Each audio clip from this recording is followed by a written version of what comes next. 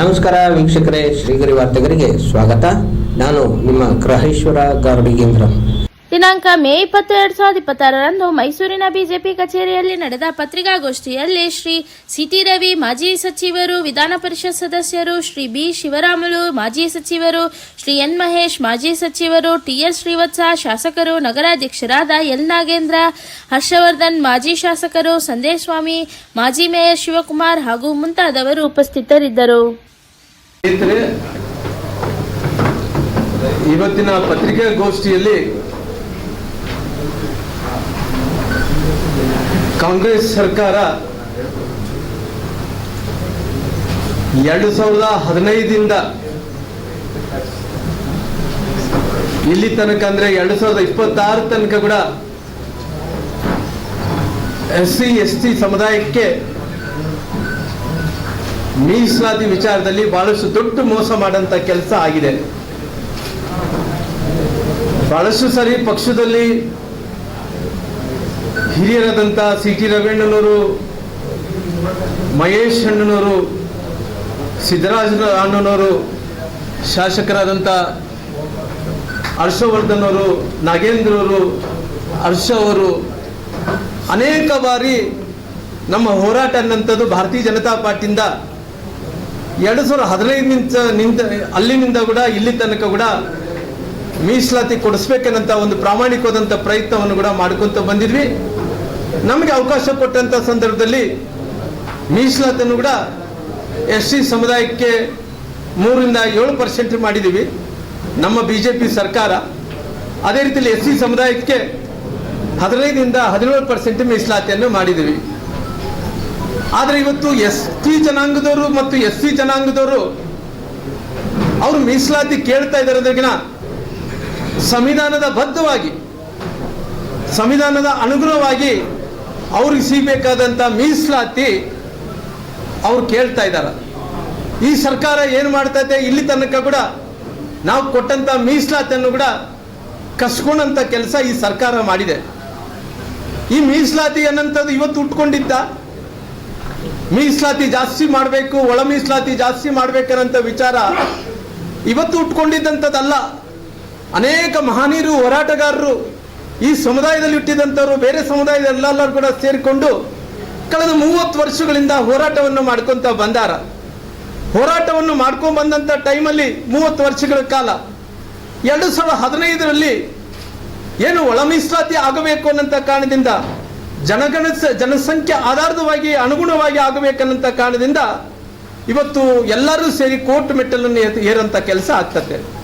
ಯಾವತ್ತು 2015ರಲ್ಲಿ ಕೋರ್ಟ್ ಮೆಟ್ಲ ಏರಿದಂಥ ಸಂದರ್ಭದಲ್ಲಿ ಕೋರ್ಟು ಅವತ್ತು VPT 16/8/52 ನಂಬರ್ /2015 ಅಂದ್ರೆಗಿನ 16/857/2015 ಆಗ ಹೈಕೋರ್ಟ್ ಹೇಳುತ್ತೆ ಈ ಬಗ್ಗೆ, ಈ ಮೀಸಲಾತಿ ಬಗ್ಗೆ, ಒಳ ಮೀಸಲಾತಿ ಬಗ್ಗೆ ತುರ್ತು ನಿಗಮ ವಹಿಸ್ರಿ ಅಂತೇಳಿ ಹೈಕೋರ್ಟ್ ಆದೇಶವನ್ನು ಮಾಡಿದ ನಂತರ ಅದು ಸರ್ಕಾರಕ್ಕೆ ಆದೇಶವನ್ನು ಮಾಡೋಂಥ ಕೆಲಸ, ಅದಂದ್ರೆ ತುರ್ತು ನಿಗಮವನ್ನು ವಹಿಸ್ರಿ ಅನ್ನೋದನ್ನ ಅವ್ರನ್ನ ಗಮನಿಸ್ರಿ ಅನ್ನೋಂಥ ಒಂದು ಆದೇಶವನ್ನು ಕೋರ್ಟ್ ಕೊಡೋಂಥ ಕೆಲಸ ಸರ್ಕಾರಕ್ಕೆ ಆಗುತ್ತೆ.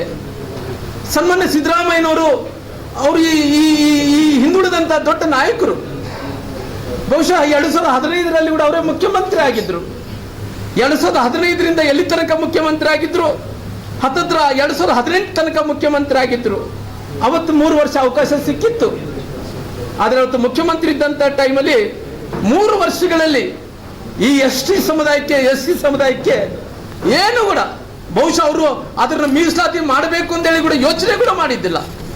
ಆದರೆ ಹಿಂದುಳಿದಂಥ ವರ್ಗದ ಸ್ವಯಂ ಘೋಷಿತ ಚಾಂಪಿಯನ್ ಅವರು, ಹಿಂದುಳಿದಂಥ ವರ್ಗದ ಒಬ್ಬ ದೊಡ್ಡ ನಾಯಕರು, ಈ ಭಾಗದಲ್ಲಿ ಹಿಂದುಳಿದಂಥ ವರ್ಗದ ಸಮುದಾಯಗಳನ್ನು ಕಟ್ಟಿಕೊಂಡು ಮೇಲೆ ಬಂದಂಥ ಒಬ್ಬ ಧೀಮಂತ ನಾಯಕರು, ಎಷ್ಟೋ ಬಾರಿ ಮುಖ್ಯಮಂತ್ರಿಗಳಾದಂಥವ್ರು. ಆದರೆ ಪರಿಸ್ಥಿತಿ ಏನಾಯ್ತು, ಅವ್ರಿಗೆ ಭಗವಂತ ಅವಕಾಶ ಕೊಟ್ಟಂತ ಟೈಮಲ್ಲಿ ಈ ಸಮುದಾಯಗಳ ಋಣವನ್ನು ತೀರಿಸಬೇಕಾಯ್ತಲ್ಲ. ಆದರೆ ಯಾವತ್ತು ಕೂಡ ಮುಖ್ಯಮಂತ್ರಿಗಳು, ಈ ರಾಜ್ಯದ ಮುಖ್ಯಮಂತ್ರಿಗಳು ಸಿದ್ದರಾಮಯ್ಯನವರು ಅವತ್ತು 2013ರಲ್ಲಿ ಕೂಡ ತೀರಿಸಲಿಲ್ಲ. ಇವತ್ತು ಕೂಡ 2026ರಲ್ಲಿ ಕೂಡ ಈ ಸಮುದಾಯಗಳಿಗೆ ಯಾರನ್ನೊಬ್ಬ ದೊಡ್ಡ ಮನುಷ್ಯ ಮೋಸ ಮಾಡಿದನ ಅಧಿಕಾರವನ್ನು ಕೂಡ ಹಿಡ್ಕೊಂಡ್ರೆ ಈ ರಾಜ್ಯದ ಮುಖ್ಯಮಂತ್ರಿಗಳಂತ ಸಿದ್ದರಾಮಯ್ಯರು ಅನ್ನಂತ ಮಾತನ್ನು ಹೇಳ್ಬೇಕಾಗುತ್ತೆ. ಅವತ್ತಿನ ಸಂದರ್ಭದಲ್ಲಿ ಇವತ್ತು ವಾಲ್ಮೀಕಿ ಸಮುದಾಯ ಅವತ್ತು ಹೋರಾಟಕ್ಕೆ ಮಣಿದು ಅವತ್ತು ಹೋರಾಟಕ್ಕೆ ಮನಸ್ಸು ಏನ್ ಮಾಡುತ್ತೆ ಅಂದ್ರೆಗಿನ ಅವತ್ತು ಕುಮಾರಸ್ವಾಮಿ ಅವರು 2019ರಲ್ಲಿ ಮುಖ್ಯಮಂತ್ರಿ ಆಗ್ತಾರ. 2019ರಲ್ಲಿ ಮುಖ್ಯಮಂತ್ರಿ ಆದಂತ ಟೈಮಲ್ಲಿ 30 ವರ್ಷಗಳ ಕಾಲ ಕೇಂದ್ರ ಸರ್ಕಾರ 7% ಕೊಡ್ತಾ ಇದೆ ಮೀಸಲಾತಿ. ಈ ಸರ್ಕಾರ ಇವತ್ತು 3% ಕೊಡ್ತಾ ಇದೆ. ಇದನ್ನ ಹೆಂಗನಾಗ್ಲಿ ಸರಿಪಡಿಸಬೇಕೆಂದೇಳಿ 2019ರಲ್ಲಿ ಮುಖ್ಯಮಂತ್ರಿಗಳಾದಂತ ಕುಮಾರಸ್ವಾಮಿ ಅವರು ನಾಗಮೋಹನ್ ದಾಸ್ ಅನ್ನಂತ ಆಯೋಗವನ್ನು ರಚನೆ ಮಾಡ್ತಾರೆ. ಯಾವಾಗ 2019ರಲ್ಲಿ 2019 ಆಯೋಗವನ್ನು ರಚನೆ ಮಾಡಿದ ನಂತರ ಅದು 2020 ತನಕ ಕೂಡ ಆಯೋಗ ಏನಿದೆನೋ ಅದು ಸರ್ಕಾರದ ಪರವಾಗಿ ಕೆಲಸವನ್ನು ಮಾಡಿ ಈ ಸಮುದಾಯಗಳ ಪರವಾಗಿ ಎಲ್ಲ ಕೆಲಸವನ್ನು ಮಾಡಿ ಸರ್ಕಾರಕ್ಕೆ ವರದಿ ಸಲ್ಲಿಸುತ್ತೆ. 2022 ಅಕ್ಟೋಬರ್ದಲ್ಲಿ ವರದಿ ಸಲ್ಲಿಸುತ್ತೆ. 2020ರಲ್ಲಿ ಯಾರು ಬರ್ತಾರ? ಅವತ್ತು ಈ ರಾಜ್ಯದ ಮಾಜಿ ಮುಖ್ಯಮಂತ್ರಿಗಳಂತ ಬಸವರಾಜ ಬೊಮ್ಮಾಯಿನವರು 27ರಲ್ಲಿ ಮುಖ್ಯಮಂತ್ರಿ ಆಗ್ತಾರೆ. ಅದು ಭಾರತೀಯ ಜನತಾ ಪಾರ್ಟಿ ಸರ್ಕಾರ. ಆ ಭಾರತೀಯ ಜನತಾ ಪಾರ್ಟಿ ಸರ್ಕಾರ ಇರೋಂಥ ಟೈಮಲ್ಲಿ 30 ವರ್ಷಗಳಿಂದ ಯಾರು ಮಾಡಲಿಲ್ಲಲ್ಲ ಅನ್ನೋಂಥ ಯೋಚನೆಯನ್ನು ಮಾಡಿ ಅವತ್ತು ಯಡಿಯೂರಪ್ಪರು ಇದ್ರು, ಅವತ್ತು ಸನ್ಮಾನ್ಯ ಸದಾನಂದ ಗೌಡರು ಇದ್ರು, ನಮ್ಮ ಹಿರಿಯರಾದಂಥ CG ರವೀಣ್ಣವ್ರು ಇದ್ರು, ನಾಗೇಶ್ ಅಣ್ಣವ್ರು ಇದ್ರು. ಏನ್ರಿ 30 ವರ್ಷಗಳಿಂದ ಹೋರಾಟ ಮಾಡ್ಕೊಂತ ಬಂದರೆ ಬಹಳಷ್ಟು ಮಂದಿ ಮುಖ್ಯಮಂತ್ರಿಗಳಾದ್ರು ಯಾವನು ಕೂಡ ಈ ಮೀಸಲಾತಿಯನ್ನು ಮಾಡೋಕ್ಕಾಗ್ಲಿಲ್ಲಲ್ಲ, ಜಾಸ್ತಿ ಮೀಸಲಾತಿ ಮಾಡೋಕ್ಕಾಗಲಿಲ್ಲ ಅಂತೇಳಿ ಅವತ್ತು ನಮ್ಮ ಭಾರತೀಯ ಜನತಾ ಪಾರ್ಟಿ ಸರ್ಕಾರ ತೀರ್ಮಾನ ತಗೊಂತದೆ. ಏನು 30 ವರ್ಷ ಹೋರಾಟಕ್ಕೆ ಎಲ್ಲ ಒಂದು ಕಡೆ ತಿಲಾಂಜಲಿ ಆಗಬೇಕು ಅನ್ನೋ ಕಾರಣದಿಂದ, ಈ ಸಮುದಾಯಗಳಿಗೆ ನ್ಯಾಯ ಸಿಗಬೇಕು ಅನ್ನೋ ಕಾರಣದಿಂದ ಅವತ್ತು SC ಸಮುದಾಯಕ್ಕೆ 15 ಇದ್ದಿದ್ದು 2% ಜಾಸ್ತಿ ಮಾಡಿ ಅದು 17% ಮೀಸಲಾತಿ ಮಾಡುತ್ತೆ. ಅದೇ ರೀತಿಯಲ್ಲಿ ಕೂಡ SC ಸಮುದಾಯಕ್ಕೆ ಇವತ್ತು 3% ಇತ್ತು, ಆ 3% ಇದ್ದಿದ್ದು 7% ಮೀಸಲಾತಿ ಮಾಡಿ ಅವತ್ತು ನಮ್ಮ ಸರ್ಕಾರ ಬಿಜೆಪಿ ಸರ್ಕಾರ, ಅವತ್ತು ನಾನು ಸಮಾಜ ಕಲ್ಯಾಣ ಮಂತ್ರಿಗಳಾಗಿದ್ದೆ, ಗೋವಿಂದ ಕಾರಜೋಳ ಇದ್ರು, ಅನೇಕ ಮಂದಿ ಮಂತ್ರಿಗಳ ಜೊತೆ ಚರ್ಚೆ ಮಾಡಿ ಅವತ್ತು ಸರ್ಕಾರ ತೀರ್ಮಾನ ತಗೊಂತದೆ. 15ರಿಂದ 17%, 3% ಇದ್ದು 7% ಅನ್ನಂತ ತೀರ್ಮಾನವನ್ನು ತಗೊಂತದೆ. ಅದನ್ನ ಅಲ್ಲೇ ಬಿಟ್ಟಲ್ಲ. ಅದನ್ನ ನಾವು ಏನು ತೀರ್ಮಾನವನ್ನು ತಗೊಂಡ ನಂತರ ನಾಗಮೋಹನ್ ದಾಸ್ ಆಯೋಗ ಆಯ್ತು, ನಾಗಮೋಹನ್ ದಾಸ್ ವರದಿ ಕೊಟ್ಟರು. ವರದಿ ಕೊಟ್ಟ ನಂತರ ಇವತ್ತು ನಾವೆಲ್ಲರೂ ಕೂಡ ಮುಖ್ಯಮಂತ್ರಿಗಳು ನಮ್ಮ ಸರ್ಕಾರ ಬಂದಂತ ಟೈಮಲ್ಲಿ ಮೀಸಲಾತಿ ಜಾಸ್ತಿ ಮಾಡಿದ್ವಿ. ಜಾಸ್ತಿ ಮಾಡಿದ ನಂತರ ಮತ್ತೆ ಯಾರನ್ನೊಬ್ರು ಪ್ರಶ್ನೆ ಮಾಡಬಾರ್ದಲ್ಲ ಅಂದೇಳಿ ಅವತ್ತು ಸಿದ್ದರಾಮಯ್ಯರು ಕರೀತಾರ, ಸರ್ವಪಕ್ಷಗಳ ಸಭೆ ಕರೀತಾರ. ರವೀಣ್ ಇದ್ರು, ಸರ್ವಪಕ್ಷಗಳಿಗೆ ಸಭೆ ಕರೆದಂತ ಟೈಮಲ್ಲಿ ಕುಮಾರಸ್ವಾಮಿ ಬರ್ತಾರ. ಅವತ್ತು JDS ಪಕ್ಷ, ಕಾಂಗ್ರೆಸ್ ಪಕ್ಷ, ಬಿಜೆಪಿ ಪಕ್ಷ, ಇತರ ಪಕ್ಷದಲ್ಲಿದ್ದಂತ ಎಲ್ಲ ಪ್ರಮುಖರನ್ನು ತಗೊಂಡು ಅಭಿಪ್ರಾಯವನ್ನು ತಗೊಂಡಂತ ಟೈಮಲ್ಲಿ ಸಿದ್ದರಾಮಯ್ಯರನ್ನ ಅವ್ರ ಭಾಷಣ ಕೇಳ್ರಿ. ಅವರೇ ಹೇಳ್ತಾರ, ನೋಡ್ರಿ ಸರ್ವಪಕ್ಷಗಳು ಏನು ಸಭೆಯನ್ನು ಮಾಡಿದಾರೋ, ನೀವೇನು ಭಾರತೀಯ ಜನತಾ ಪಾರ್ಟಿಯವರು ಇವತ್ತು ಏನೋ 30 ವರ್ಷಗಳ ಹೋರಾಟದಿಂದ ತಗೊಂಡಿರುವಂತಹ ತೀರ್ಮಾನ ಮೀಸಲಾತಿ 3 ಇದ್ದಿದ್ದು 7, 15 ಇದ್ದಿದ್ದು 17 ಏನ್ ಮಾಡ್ತಾ ಇದ್ರು ಅದು ಕರೆಕ್ಟ್ ಆಗಿದೆ. ಅದನ್ನ ನಾನು ಎಲ್ಲಾ ರೀತಿಯಲ್ಲಿ ಕೂಡ ಬೆಂಬಲವನ್ನು ಸೂಚಿಸ್ತೀನಿ ಅನ್ನಂತ ಮಾತು ಈ ರಾಜ್ಯದ ಮುಖ್ಯಮಂತ್ರಿಗಳಾದಂತಹ ಸಿದ್ದರಾಮಯ್ಯ ಹೇಳಿದಂತ ಮಾತು, ಅವತ್ತು ಮಾಜಿ ಮುಖ್ಯಮಂತ್ರಿಗಳಂತ ಕುಮಾರಸ್ವಾಮಿ ಹೇಳಿದಂತ ಮಾತು, ಸರ್ವಪಕ್ಷದಲ್ಲಿದ್ದಂತ ಎಲ್ಲ ನಾಯಕರು ಹೇಳಿದಂತ ಮಾತು, ಮೀಸಲಾತಿ ನಾವು ಜಾಸ್ತಿ ಮಾಡೋಂಥ ವಿಚಾರದಲ್ಲಿ ಸಂಪೂರ್ಣವಾಗಿ ಎಲ್ಲರೂ ಬೆಂಬಲವನ್ನು ಕೊಡ್ತೀರಿ ಅನ್ನಂತ ಮಾತು ರವೀಣ್ಣವ್ರು ಕೂಡ ಇದ್ರು. ಅವತ್ತು ಕೇಳ್ಬೋದು, ಎಲ್ಲರೂ ಕೂಡ ಅವತ್ತು 3ನೇ ಮಾಡಿದಲ್ಲಿ ಕುಂತು ನಾವೆಲ್ಲರೂ ಕೂಡ ಅವರೆಲ್ಲರೂ ಕೂಡ ಧನ್ಯವಾದಗಳನ್ನು ತಿಳಿಸಂತ ಕೆಲಸ ಮಾಡಿದೀವಿ. ಆದ್ರೆ ಇವತ್ತು ಸರ್ಕಾರ ಜಾರಿ ಮಾಡಿದಂತ ಮೀಸಲಾತಿ ಅದನ್ನ ಸರ್ವಪಕ್ಷಗಳಿಗೆ ಕರೆದ ನಂತರ ಮತ್ತೆ ಸದನ ಕರಿಬೇಕಲ್ಲ, ಸದನ ಕರೆದು ಸರ್ಕಾರದ ಸದನವನ್ನು ಕರೆದು ಆ ಸದನದಲ್ಲಿ ಎಲ್ಲರೂ ಕೂಡ ಚರ್ಚೆ ಮಾಡಿ ಒಪ್ಪಿಗೆಯನ್ನು ಪಡ್ಕೊಂತೀವಿ. ಇದು ಸುಮ್ಮನೆ ಅಲ್ಲ ನೋಡ್ರಿ. ಫಸ್ಟ್ ನಾಗಮೋಹನ್ ದಾಸ್ ಆದ ನಂತರ ಸರ್ಕಾರ ಮುಖ್ಯಮಂತ್ರಿಗಳು ಭಾರತೀಯ ಜನತಾ ಪಾರ್ಟಿ ಬೊಮ್ಮಾಯಿಯವರು ಅವತ್ತು ತೀರ್ಮಾನ ತಗೊಂಡ್ರೆ ಕ್ಯಾಬಿನೆಟ್ ಅಲ್ಲಿ ತೀರ್ಮಾನ ತಗೊಂಡ ನಂತರ ಮತ್ತೆ ಸರ್ವಪಕ್ಷಗಳ ಸಭೆಯನ್ನು ಕರೆದು ಮತ್ತೆ ನಂತರ ಸರ್ವಪಕ್ಷಗಳ ಸಭೆ ನಂತರ ಶಾಸನಸಭೆಗೆ ಹೋಗಿ ಶಾಸನಸಭೆಯಲ್ಲೂ ಕೂಡ ಅಲ್ಲಿ ಒಪ್ಪಿಗೆಯನ್ನು ಪಡ್ಕೊಂಡು ಅವತ್ತು ಮೀಸಲಾತಿಯನ್ನು ಜಾಸ್ತಿ ಮಾಡೋಂಥ ಕೆಲಸ ನಾವು ಮಾಡ್ತೀವಿ.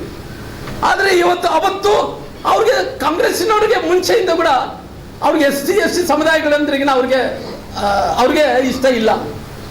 SC ಸಮುದಾಯಗಳಂದ್ರೆ ಏನ್ ಬಿಡ್ರಿ, ಏನ್ ಹೇಳಿತ ಹೋಗ್ಲಿ, ನಮಗೆ ಓಟ್ ಹಾಕ್ತಾರೆ ಅಂತೇಳಿ ಏನ್ ಮಾಡಿದ್ರು, SC ಸಮುದಾಯಕ್ಕೆ 7% ಆಗಿದೆ ಅಂತೇಳಿ ಹೊಟ್ಟೆ ಕಿಚ್ಚು. 15% SC ಜನಾಂಗಕ್ಕೆ 15ರಿಂದ 17% ಆಗಿದ್ದು ಹೊಟ್ಟೆ ಕಿಚ್ಚದಿಂದ ಅವತ್ತು ಸಿದ್ದರಾಮಯ್ಯ ಏನ್ ಮಾಡ್ತಾರೆ ಗೊತ್ತಾ, ಅವತ್ತಿದ್ದು ST ಜನಾಂಗದಲ್ಲಿ ಏನು ಮೀಸಲಾತಿ 7% ಆಯ್ತು, ಅವತ್ತು 51 ಜಾತಿಗಳಿದ್ದು. 51 ಜಾತಿಗಳಿದ್ದು.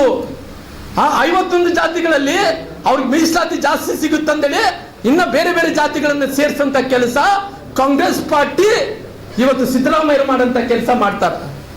ಅದು 51 ಜಾತಿಗಳಿಂದ ಎಷ್ಟು ಜಾತಿಗಳದು? ಇವತ್ತು ಹತ್ತತ್ರ 80-90 ಜಾತಿಗಳು ಆಗ್ಯಾವ.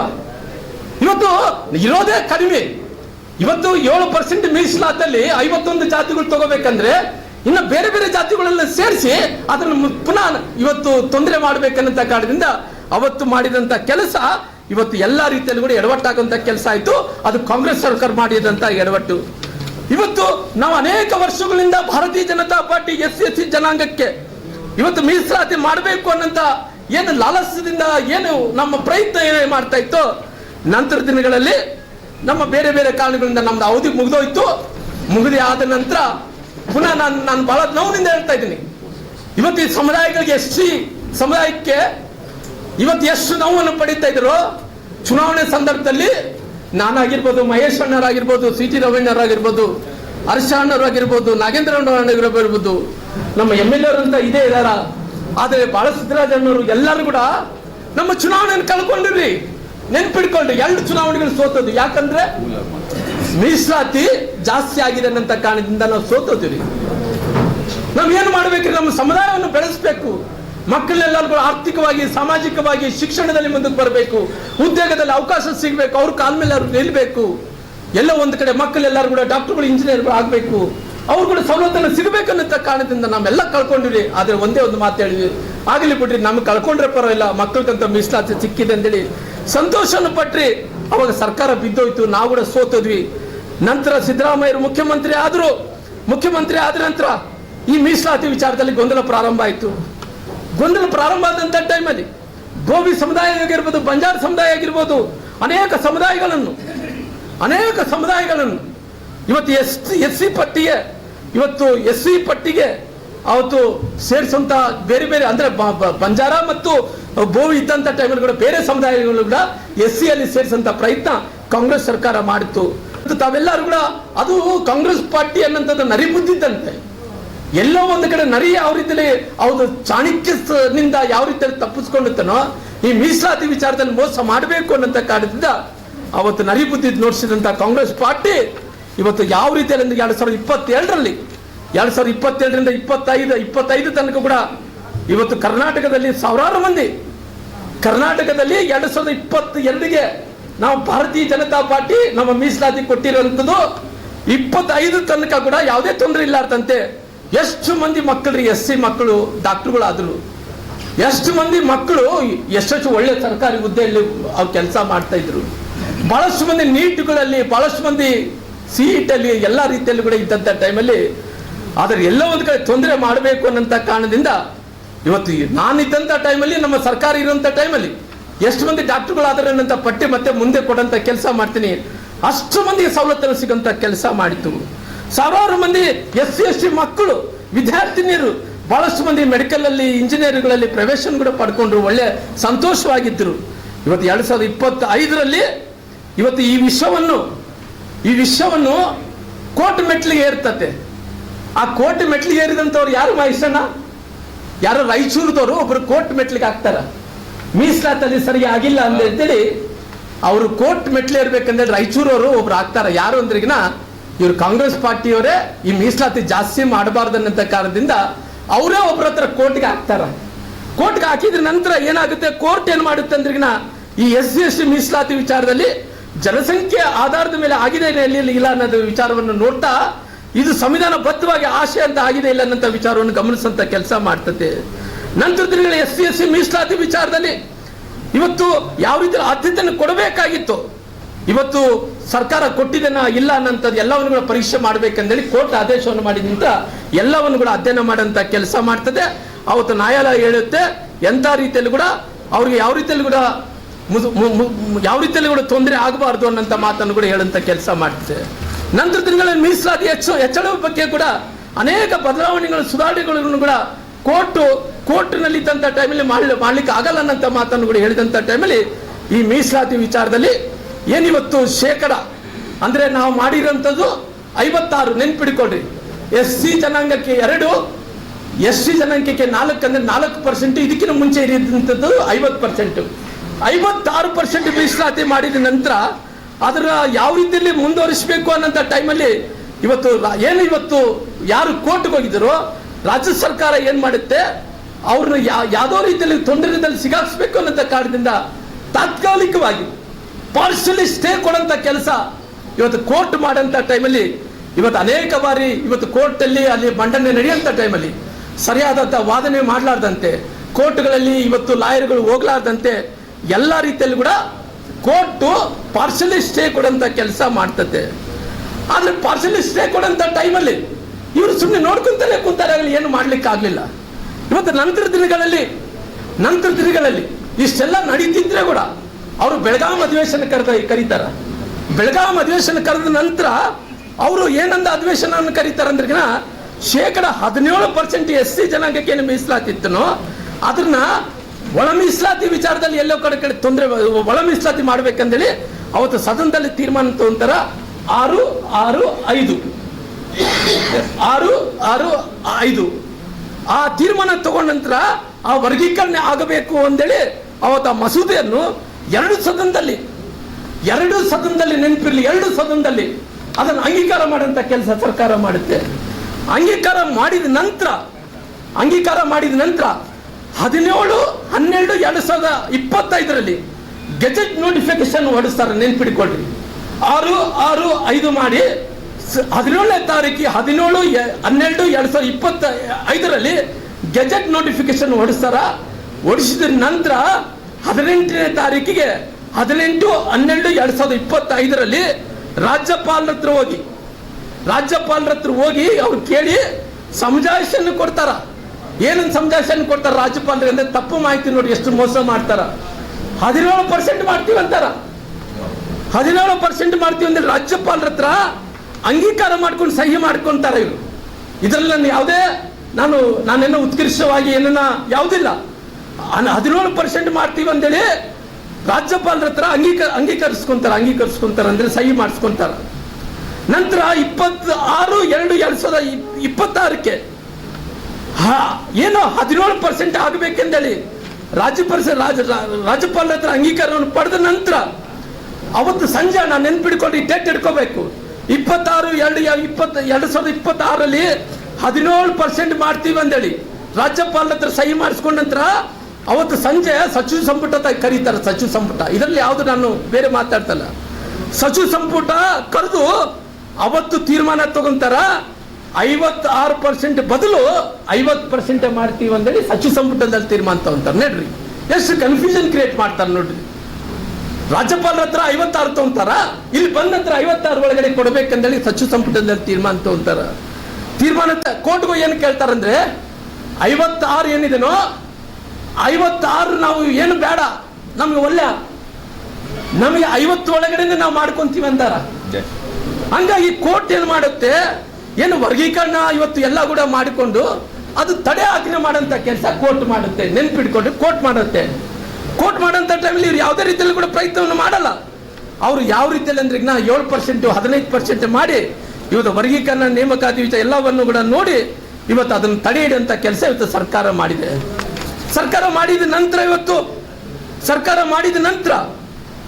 ಇವತ್ತು ರಾತ್ರೋರಾತ್ರಿ ಏನ್ ಮಾಡ್ತಾರೆ ಅಂದ್ರೆ ST ಸಮುದಾಯಕ್ಕೆ ಇವತ್ತು 7% ಇತ್ತಲ್ಲ, 7% ರಾತ್ರೋರಾತ್ರು ಅವ್ರು ಹೇಳ್ಬಿಡ್ತಾರೆ. ಏನ ಸರ್ಕಾರ ಆದೇಶ ಏನು ಹೊಡಿಸ್ತಾರೆ ಅಂದ್ರೆ 7% ಇದ್ದು ಅದು 3% ಮಾಡಿದ್ದು ಅಂತ ಸರ್ಕಾರ ಆದೇಶವನ್ನು ಹೊಡಿಸ್ಬಿಡ್ತಾರೆ.